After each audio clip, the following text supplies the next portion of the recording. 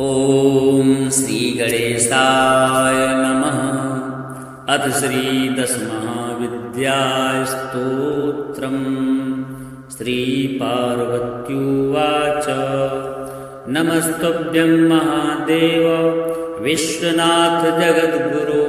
श्रुतं ज्ञानं महादेव नानातन्त्रतवानतत्। इदानीं ज्ञानं महादेव गुह्यस्तोत्रं वद प्रभो। कवचं ब्रूहि मे नाथ मन्त्रचैतन्यकारणं। मन्त्रसिद्धिकरं गुह्यात् गुह्यं मोक्षैधायकं। श्रुत्वा मोक्षमवाप्नोति ज्ञात्वा विद्यां महेश्वरा। श्रीशिवोवाच दुर्लभं तारिणीमार्गं दुर्लभं तारिणीपदं। मन्त्रार्थं मन्त्रचैतन्यं दुर्लभं स्वसाधनं। शमशानसाधनं योनि साधनं ब्रह्मसाधनं। क्रियासाधनकं भक्ति साधनं मुक्तिसाधनं। तव प्रसादात् देवेशि सर्वाः सिद्ध्यन्ति सिद्धयः। ॐ नमस्ते चण्डिके चण्डी चण्डमुण्डविनाशिनि। नमस्ते कालिके काल महाभयविनाशिनि। शिवे रक्ष जगद्धात्री प्रसीद हरवल्लभे। प्रणमामि जगद्धात्री जगत्पालनकारिणी। जगत्क्षोभकरीं विद्यां जगत्सृष्टिविधायिनी। करालां विकटां घोरां मुण्डमाला विभूषितां। हरार्चितां हराराध्यां नमामि हरवल्लभां। गौरीं गुरुप्रियां गौरवर्णालङ्कारभूषितां। हरिप्रियां महामायां नमामि ब्रह्मपूजितां। सिद्धां सिद्धेश्वरीं सिद्ध विद्याधरं गणैर्युतां। मन्त्रसिद्धिप्रदां योनि सिद्धिदां लिङ्गशोभितां। प्रणमामि महामायां दुर्गां दुर्गतिनाशिनीम्। उग्रामुग्रमयीमुग्र तारामुग्रगणैर्युतां। नीलां नीलघनश्यामां नमामि नीलसुन्दरीं। श्यामाङ्गीं श्यामघटितां श्यामवर्णविभूषितां। प्रणमामि जगद्धात्रीं गौरीं सर्वार्थसाधिनीं। विश्वेश्वरीं महाघोरां विकटां घोरनादिनीम्। आद्यामाद्यगुरुराद्याम् आद्यनाथप्रपूजितां। श्रीं दुर्गाधनदामन्न पूर्णां पद्मां सुरेश्वरीं। प्रणमामि जगद्धात्रीं चन्द्रशेखरवल्लभां। त्रिपुरां सुन्दरीं बालां वलागलभूषितां। शिवदूतीं शिवाराध्यां शिवज्ञेयां सनातनीं। सुन्दरीं तारिणीं सर्व शिवागणविभूषितां। नारायणीं विष्णुपूज्यां ब्रह्मविष्णुं हरप्रियां। सर्वसिद्धिप्रदां नित्यां गुणविवर्जितां। सगुणां निर्गुणां ध्येयां अर्चितां सर्वसिद्धिदां। विद्यां सिद्धिप्रदां विद्यां महाविद्यां महेश्वरीं। महेशभक्तां माहेशीं महाकालप्रपूजितां। प्रणमामि जगद्धात्रीं सम्भासुरमर्दिनीं। रक्तप्रियां रक्तवर्णां रक्तबीजमर्दिनीं। भैरवीं भुवनां देवीं लोलजिह्वां सुरेश्वरीं। चतुर्भुजां दशभुजां अष्टादशभुजां शुभां त्रिपुरेशीं विश्वनाथ प्रियां विश्वेश्वरीं शिवाम् अट्टहासामट्टहासां प्रियां धूम्रविनाशिनीं कमलां छिन्नभालां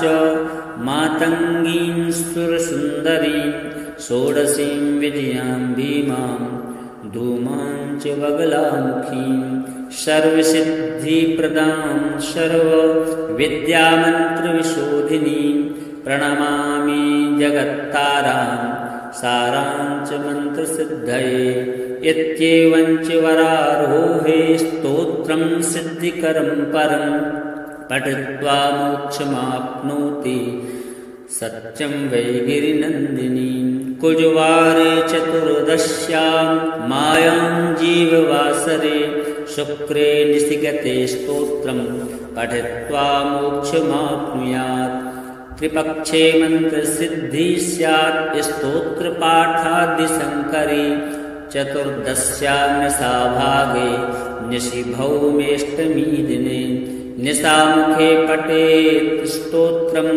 मन्त्रसिद्धिमवाप्नुयात् केवलं स्तोत्रपाठादि तन्त्रसिद्धिर्नुत्तमा जागर्ति सततं चण्डी स्तवपाठात् भुजङ्गिनी काली तारा महाविद्या षोडशी भुवनेश्वरी भैरवी छिन्नमस्ता च विद्या धूमवती तथा वगला सिद्धविद्या च मातङ्गी कमलात्मिका एतादश महाविद्याः सिद्धिविद्या प्रकीर्तिता श्रीजगदम्बार्पणमस्तु।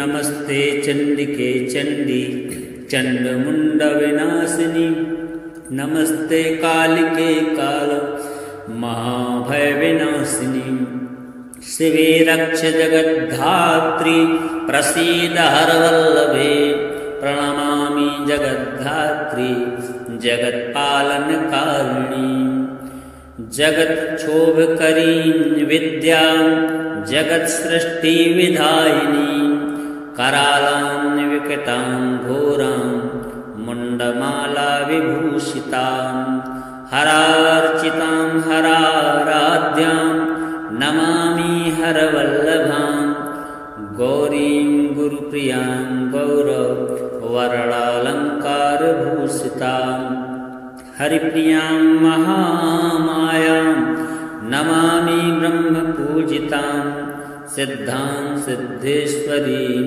सिद्धविद्याधरङ्गणैर्युतां मन्त्रसिद्धिप्रदां योनि सिद्धिदां लिङ्गशोभितां प्रणमामि महामायां दुर्गां दुर्गतिनाशिनीम् उग्रामुग्रमयीमुग्र तारामुग्रगणैर्युतां नीलां नीलघनश्यामां नमामि नीलसुन्दरीं श्यामाङ्गीं श्यामघटितां श्यामवर्णविभूषितां प्रणमामि जगद्धात्रीं गौरीं सर्वार्थसाधिनीं विश्वेश्वरीं महाघोरां विकटां घोरनादिनीं आद्यामाद्यगुरुराद्याम् आद्यनाथप्रपूजितां श्रीं दुर्गाधनदामन्न पूर्णां पद्मां सुरेश्वरीं प्रणमामि जगद्धात्रीं चन्द्रशेखरवल्लभां त्रिपुरां सुन्दरीं बालां वलागलभूषितां शिवदूतीं शिवाराध्यां शिवज्ञेयां सनातनीं सुन्दरीं तारिणीं सर्व शिवागणविभूषितां नारायणीं विष्णुपूज्यां ब्रह्मविष्णुहरप्रियां सर्वसिद्धिप्रदां नित्यां गुणविवर्जितां सगुणां निर्गुणां ध्येयां अर्चितां सर्वसिद्धिदां विद्यां सिद्धिप्रदां विद्यां महाविद्यां महेश्वरीं महेशभक्तां माहेशीं महाकालप्रपूजितां प्रणमामि जगद्धात्रीं सम्भासुरमर्दिनीं रक्तप्रियां रक्तवर्णां रक्तबीजमर्दिनीं भैरवीं भुवनां देवीं लोलजिह्वां सुरेश्वरीं चतुर्भुजां दशभुजां अष्टादशभुजां शुभां त्रिपुरेशीं विश्वनाथ प्रियां विश्वेश्वरीं शिवां अट्टहासा प्रियां धूम्रविनाशिनीं कमलां छिन्नभालां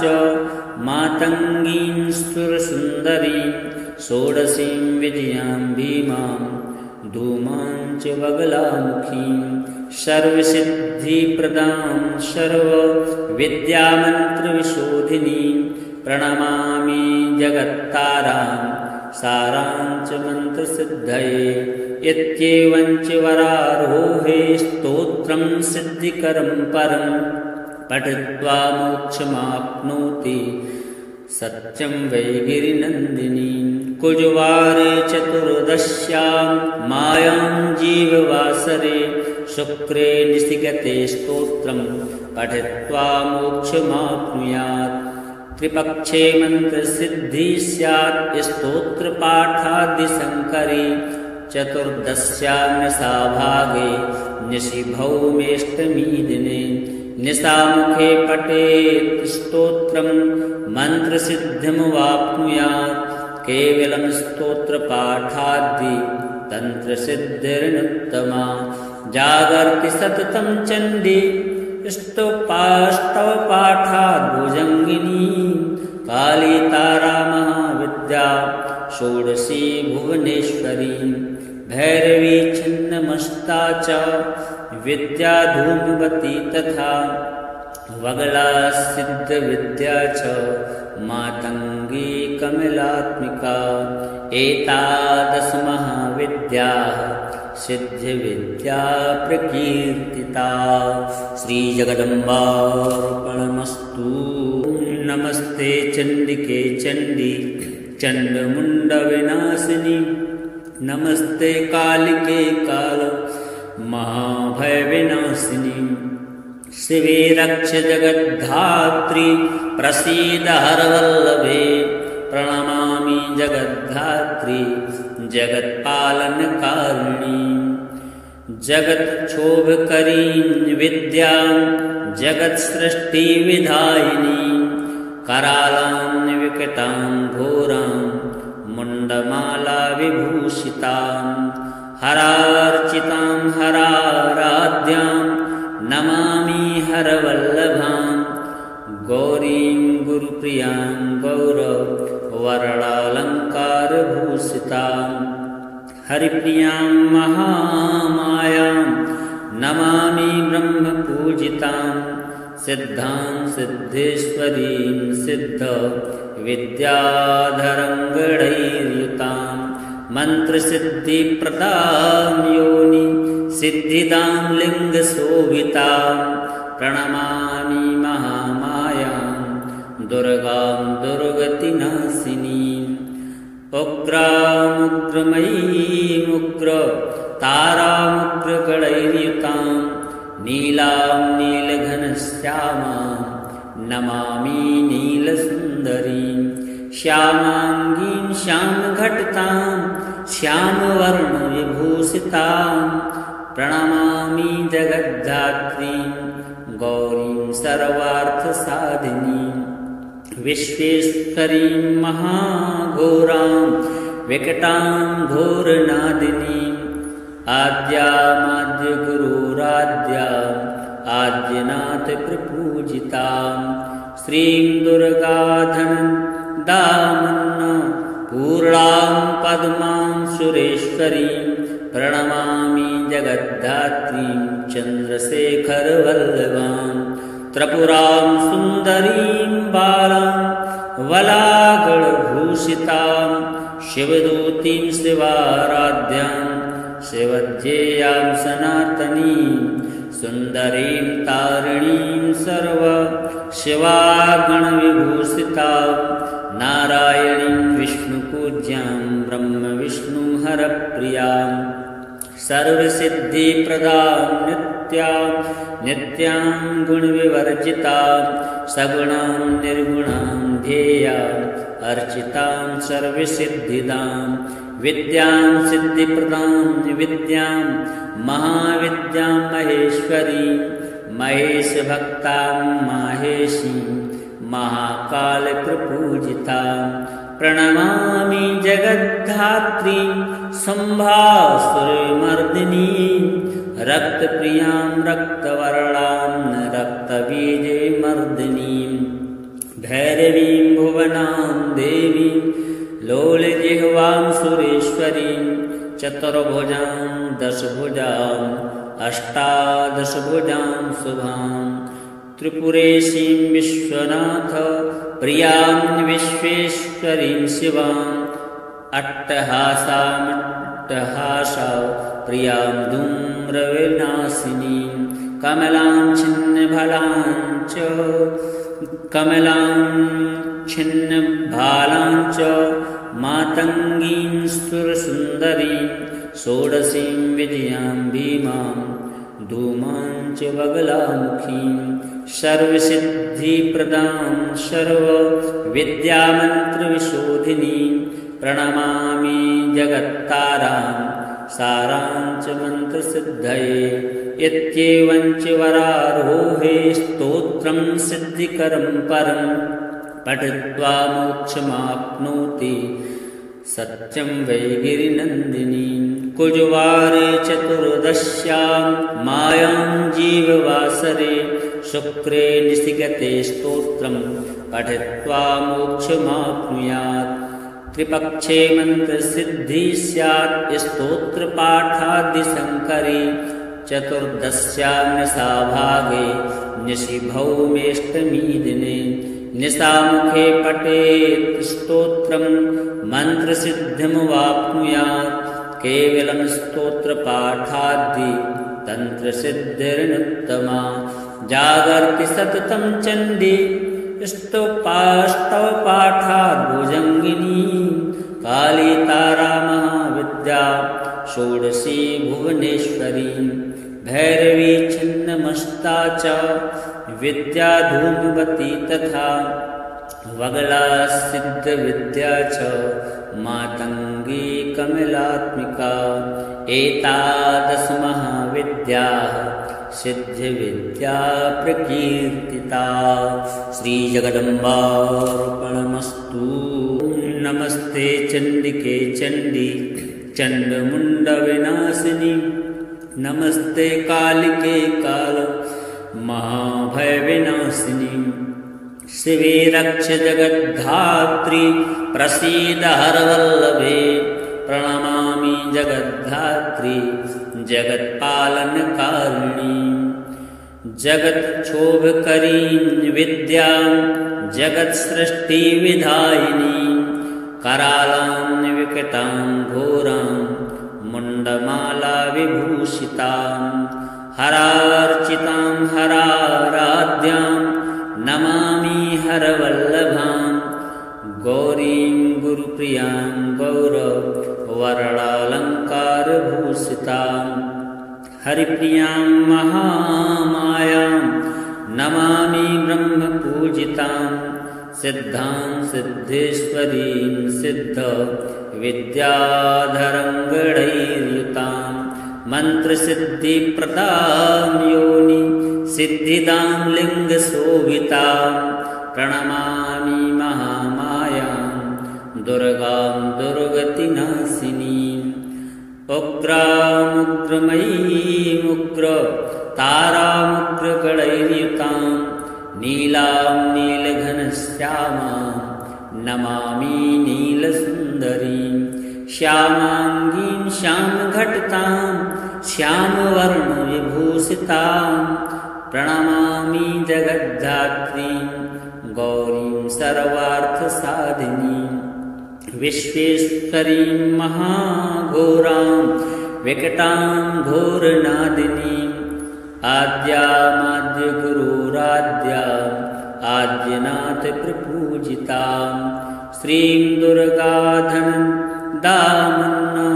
पूर्णां पद्मां सुरेश्वरीं प्रणमामि जगद्धात्रीं चन्द्रशेखरवल्लभां त्रिपुरां सुन्दरीं बालां वलागलभूषितां शिवदूतीं शिवाराध्यां शिवज्ञेयां सनातनीं सुन्दरीं तारिणीं सर्व शिवागणविभूषितां नारायणीं विष्णुपूज्यां ब्रह्मविष्णुहरप्रियां सर्वसिद्धिप्रदां नित्यां गुणविवर्जितां सगुणां निर्गुणां ध्येयाम् अर्चितां सर्वसिद्धिदां विद्यां सिद्धिप्रदां विद्यां महाविद्यां महेश्वरीं महेशभक्तां माहेशीं महाकालप्रपूजितां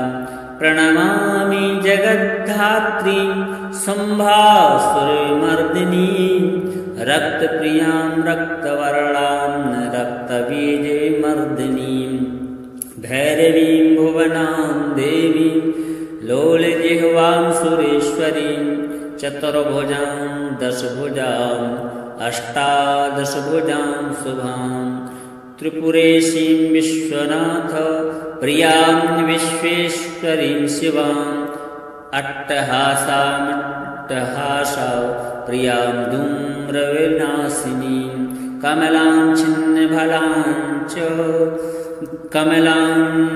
छिन्नभालां च मातङ्गीं सुरसुन्दरीं षोडशीं विजयां भीमां धूमां च बगलामुखीं सर्वसिद्धिप्रदां सर्वविद्यामन्त्रविशोधिनीं प्रणमामि जगत्तारां सारां च मन्त्रसिद्धये इत्येवं च वरारोहे स्तोत्रं सिद्धिकरं परं पठित्वा मोक्षमाप्नोति सत्यं वै गिरिनन्दिनी कुजवारे चतुर्दश्यां मायां जीववासरे शुक्रे निशिगते स्तोत्रं पठित्वा मोक्षमाप्नुयात् त्रिपक्षे मन्त्रसिद्धिः स्यात् स्तोत्रपाठादिशङ्करे चतुर्दश्यां निशाभागे निशिभौमेष्टमी दिने निशामुखे पठेत् स्तोत्रं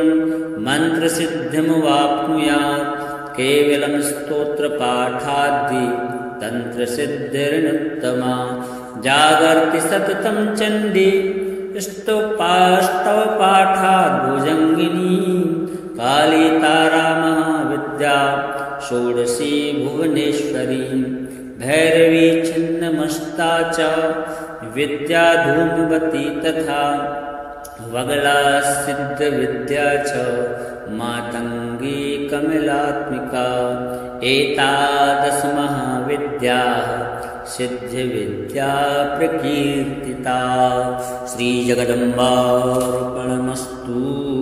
नमस्ते चण्डिके चण्डी चण्डमुण्डविनाशिनी नमस्ते कालिके काल महाभयविनाशिनी शिवे रक्ष जगद्धात्री प्रसीद हरवल्लभे प्रणमामि जगद्धात्री जगत्पालनकारिणी जगत्क्षोभकरीं विद्यां जगत्सृष्टिविधायिनी करालां विकटां घोरां मुण्डमाला विभूषितां हरार्चितां हराराध्यां नमामि हरवल्लभां गौरीं गुरुप्रियां गौरवर्णालङ्कारभूषितां हरिप्रियां महामायां नमामि ब्रह्मपूजितां सिद्धां सिद्धेश्वरीं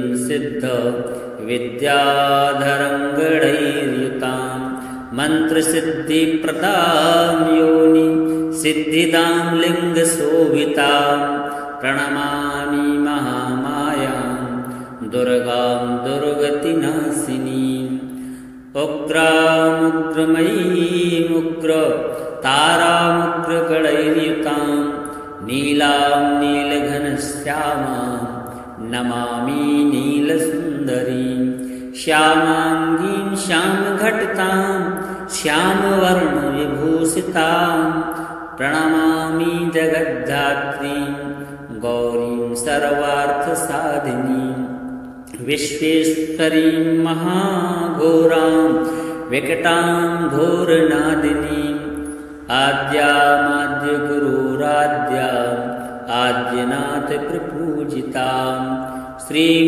दुर्गाधनदामन्न पूर्णां पद्मां सुरेश्वरीं प्रणमामि जगद्धात्रीं चन्द्रशेखरवल्लभां त्रिपुरां सुन्दरीं बालां वलागलभूषितां शिवदूतीं शिवाराध्यां शिवज्ञेयां सनातनीं सुन्दरीं तारिणीं सर्व शिवागणविभूषितां नारायणीं विष्णुपूज्यां ब्रह्मविष्णुहरप्रियां सर्वसिद्धिप्रदां नित्यां गुणविवर्जितां सगुणां निर्गुणां ध्येयाम् अर्चितां सर्वसिद्धिदां विद्यां सिद्धिप्रदां विद्यां महाविद्यां महेश्वरीं महेशभक्तां माहेशीं महाकालप्रपूजितां प्रणमामि जगद्धात्रीं सम्भासुरमर्दिनीं रक्तप्रियां रक्तवर्णां रक्तबीजमर्दिनीं भैरवीं भुवनां देवीं लोलजिह्वां सुरेश्वरीं चतुर्भुजां दशभुजां अष्टादशभुजां शुभां त्रिपुरेशीं विश्वनाथ प्रियां विश्वेश्वरीं शिवां अट्टहासां प्रियां धूम्रविनाशिनीं कमलां छिन्नभालां च मातङ्गीं सुरसुन्दरीं षोडशीं विजयां भीमां धूमां च बगलामुखीं सर्वसिद्धिप्रदां सर्वविद्यामन्त्रविशोधिनीं प्रणमामि जगत्तारां सारां च मन्त्रसिद्धये इत्येवं च वरारोहे स्तोत्रं सिद्धिकरं परं पठित्वा मोक्षमाप्नोति सत्यं वै गिरिनन्दिनीं कुजवारे चतुर्दश्यां मायां जीववासरे शुक्रे निशिगते स्तोत्रं पठित्वा मोक्षमाप्नुयात् त्रिपक्षे मन्त्रसिद्धिः स्यात् स्तोत्रपाठादिशङ्करे चतुर्दश्यां निशाभागे निशिभौमेष्टमी दिने निशामुखे पठेत् स्तोत्रं मन्त्रसिद्धिमवाप्नुयात् केवलं स्तोत्रपाठादि तन्त्रसिद्धिरनुत्तमा जागर्ति सततं चण्डी स्तवपाठात् भुजङ्गिनी काली तारा महाविद्या षोडशी भुवनेश्वरी भैरवी छिन्नमस्ता च विद्या धूमवती तथा वगला सिद्धविद्या च मातङ्गी कमलात्मिका एतादश महाविद्याः सिद्धिविद्या प्रकीर्तिता श्रीजगदम्बार्पणमस्तु। नमस्ते चण्डिके चण्डी चण्डमुण्डविनाशिनी नमस्ते कालिके काल महाभयविनाशिनी शिवे रक्ष जगद्धात्री प्रसीद हरवल्लभे प्रणमामि जगद्धात्री जगत्पालनकारिणी जगत्क्षोभकरीं विद्यां जगत्सृष्टिविधायिनी करालां विकटां घोरां मुण्डमाला विभूषितां हरार्चितां हराराध्यां नमामि हरवल्लभां गौरीं गुरुप्रियां गौरवर्णालङ्कारभूषितां हरिप्रियां महामायां नमामि ब्रह्मपूजितां सिद्धां सिद्धेश्वरीं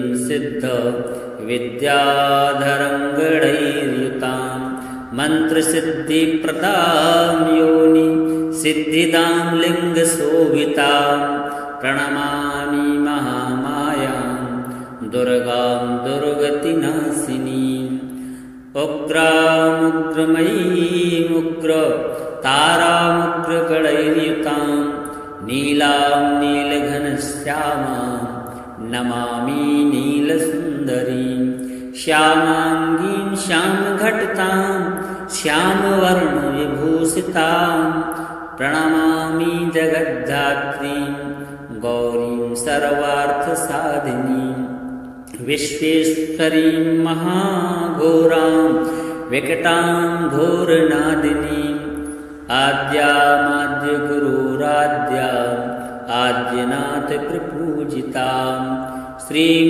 दुर्गाधनदामन्न पूर्णां पद्मां सुरेश्वरीं प्रणमामि जगद्धात्रीं चन्द्रशेखरवल्लभां त्रिपुरां सुन्दरीं बालां वलागलभूषितां शिवदूतीं शिवाराध्यां शिवज्ञेयां सनातनीं सुन्दरीं तारिणीं सर्व शिवागणविभूषितां नारायणीं विष्णुपूज्यां ब्रह्मविष्णुहरप्रियां सर्वसिद्धिप्रदां नित्यां गुणविवर्जितां सगुणां निर्गुणां ध्येयां अर्चितां सर्वसिद्धिदां विद्यां सिद्धिप्रदां विद्यां महाविद्यां महेश्वरीं महेशभक्तां माहेशीं महाकालप्रपूजितां प्रणमामि जगद्धात्रीं सम्भासुरमर्दिनीं रक्तप्रियां रक्तवर्णां रक्तबीजमर्दिनीं भैरवीं भुवनां देवीं लोलजिह्वां सुरेश्वरीं चतुर्भुजां दशभुजां अष्टादशभुजां शुभां त्रिपुरेशीं विश्वनाथ प्रियां विश्वेश्वरीं शिवां अट्टहासा प्रियां धूम्रविनाशिनीं कमलां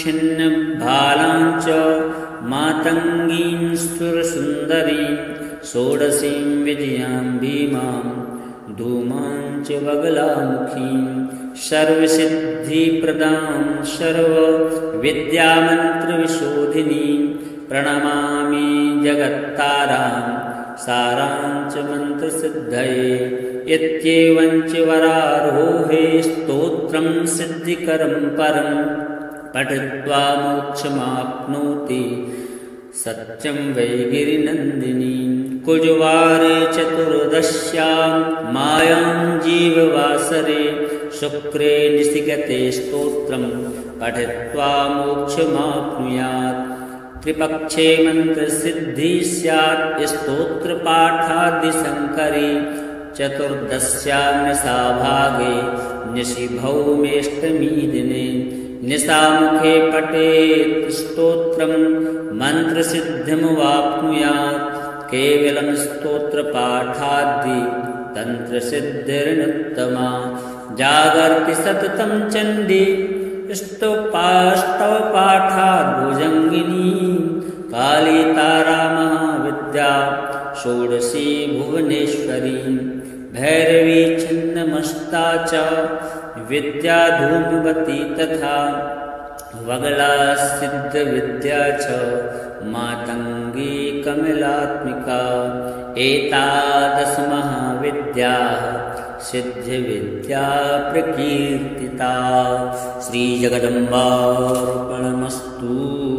नमस्ते चंडिके चंडी चंडमुंडविनाशिनी नमस्ते कालिके काल महाभयविनाशिनी शिवे रक्ष जगद्धात्री प्रसीद हरवल्लभे प्रणमामि जगद्धात्री जगत्पालनकारिणी जगत्क्षोभकरीं विद्यां जगत्सृष्टिविधायिनी करालां विकटां घोरां मुण्डमाला विभूषितां हरार्चितां हराराध्यां नमामि हरवल्लभां गौरीं गुरुप्रियां गौरवरणालङ्कारभूषितां हरिप्रियां महामायां नमामि ब्रह्मपूजितां सिद्धां सिद्धेश्वरीं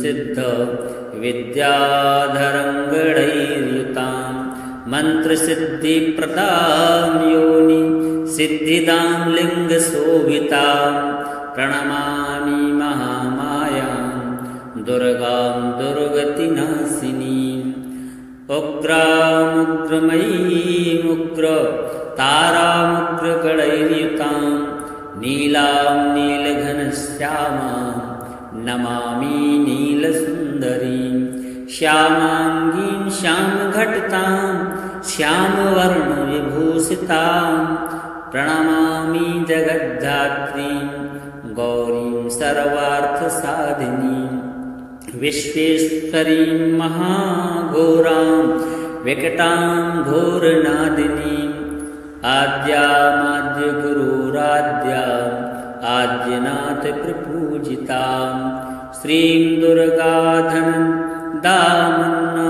पूर्णां पद्मां सुरेश्वरीं प्रणमामि जगद्धात्रीं चन्द्रशेखरवल्लभां त्रिपुरां सुन्दरीं बालां वलागलभूषितां शिवदूतीं शिवाराध्यां शिवज्ञेयां सनातनीं सुन्दरीं तारिणीं सर्व शिवागणविभूषितां नारायणीं विष्णुपूज्यां ब्रह्मविष्णुहरप्रियां सर्वसिद्धिप्रदां नित्यां गुणविवर्जितां सगुणां निर्गुणां ध्येयां अर्चितां सर्वसिद्धिदां विद्यां सिद्धिप्रदां विद्यां महाविद्यां महेश्वरीं महेशभक्तां माहेशीं महाकालप्रपूजितां प्रणमामि जगद्धात्रीं सम्भासुरमर्दिनीं रक्तप्रियां रक्तवर्णां रक्तबीजमर्दिनीं भैरवीं भुवनां देवीं लोलजिह्वां सुरेश्वरीं चतुर्भुजां दशभुजां अष्टादशभुजां शुभां त्रिपुरेशीं विश्वनाथ प्रियां विश्वेश्वरीं शिवां अट्टहासा प्रियां धूम्रविनाशिनीं कमलां छिन्नभालां च मातङ्गीं सुरसुन्दरीं षोडशीं विजयां भीमां धूमां च बगलामुखीं सर्वसिद्धिप्रदां सर्वविद्यामन्त्रविशोधिनीं प्रणमामि जगत्तारां सारां च मन्त्रसिद्धये इत्येवं च वरारोहे स्तोत्रं सिद्धिकरं परं पठित्वा मोक्षमाप्नोति सत्यं वै गिरिनन्दिनी कुजवारे चतुर्दश्यां मायां जीववासरे शुक्रे निशिगते स्तोत्रं पठित्वा मोक्षमाप्नुयात् त्रिपक्षे मन्त्रसिद्धिः स्यात् स्तोत्रपाठादिशङ्करे चतुर्दश्यां निशाभागे निशिभौमेष्टमी दिने निशामुखे पठेत् स्तोत्रं मन्त्रसिद्धिमवाप्नुयात् केवलं स्तोत्रपाठादि तन्त्रसिद्धिर्नुत्तमा जागर्ति सततं चण्डी स्तव पाठाद्भुजङ्गिनी काली तारा महाविद्या षोडशी भुवनेश्वरी भैरवी छिन्नमस्ता च विद्या धूमवती तथा वगला सिद्धविद्या च मातङ्गी कमलात्मिका एतादश महाविद्याः सिद्धिविद्या प्रकीर्तिता। श्रीजगदम्बार्पणमस्तु।